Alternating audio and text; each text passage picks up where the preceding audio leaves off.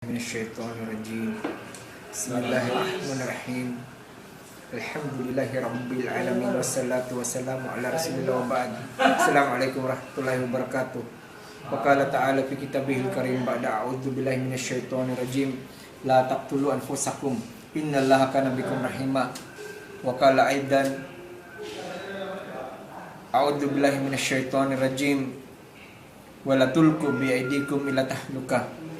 Ang lahat ng papuri ay para kay Allah lamang at naway sa kanyang sugo na si Propeta Muhammad ang kapayapaan sa kanyang mga kasamahan, sa kanyang mga pamilya, sa kanyang mga kaibigan at sa mga taong tatahak pa lamang sa matuwid na landas hanggang sa uling araw.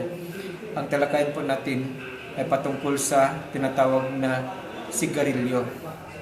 Ang sigarilyo po sa pananampalatayang Islam, ito ay mahigpit na ipinagbabawal. Sinabi ng Allah Subhanahu wa Ta'ala sa kanyang dakilang aklat na ang Quran, at huwag ninyong patayin ang inyong mga sarili. Katotohanan, si Allah ay maawain sa inyo.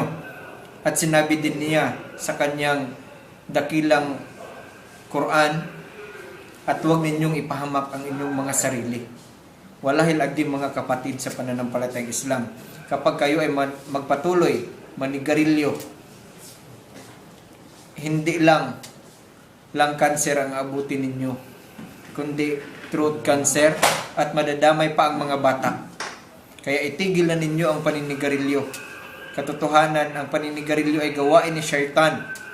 Isipin ninyo, ang apoy, si Satanas ay nagmula sa apoy. Kinakain ng mga tao ang apoy. No, para tayong mga dragon, no, nag-blowing fire. Bumubuga ng apoy, bumubuga ng usok. Tandaan nyo yan, mga mahal naming kapatid sa pananampalatayang Islam. Kung hindi ninyo itigil ang paninigarilyo, pagbayaran ninyo ang inyong sarili, ang inyong buhay, ang inyong kaluluwa sa araw ng paghuhukom, na kung saan walang ibang tutulong sa atin maliban sa ating mga gawain sa Day of Judgment. Kaya mag-isip po tayo, bago mahuli ang lahat, magbalik loob tayo sa Allah Subhanahu wa Ta'ala upang tayo ay kanyang kaluguran. Hayaan natin na tayo ay magbago. Alisin natin ang sigarilyo. Maawa tayo sa ating mga sarili kapatid. Maawa tayo sa ating mga anak na nadadamay sa araw-araw na paninigarilyo ng tatay. Ang baho ng iyong hininga, ang baho ng iyong damit, at walang malaika na lalapit sa atin yan kung tayo ay mabaho. Dahil si Prophet Muhammad sallallahu alaihi wasallam, mahal niya ang perfume.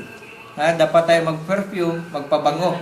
Hindi yung puros na lang baho ng usok. Kung may katabi ka dyan ng mga tao na babahuan sa iyo, kaya matakot tayo sa Allah Subhanahu wa Ta'ala, kasi ang araw ng paghuhukom ay palapit na ng palapit. Paano kaya kung gapuste ang ipasigarilyo sa iyo sa araw ng paghuhukom? Kaya mo kaya? Subhanallah. Na'udzubillah min dalik.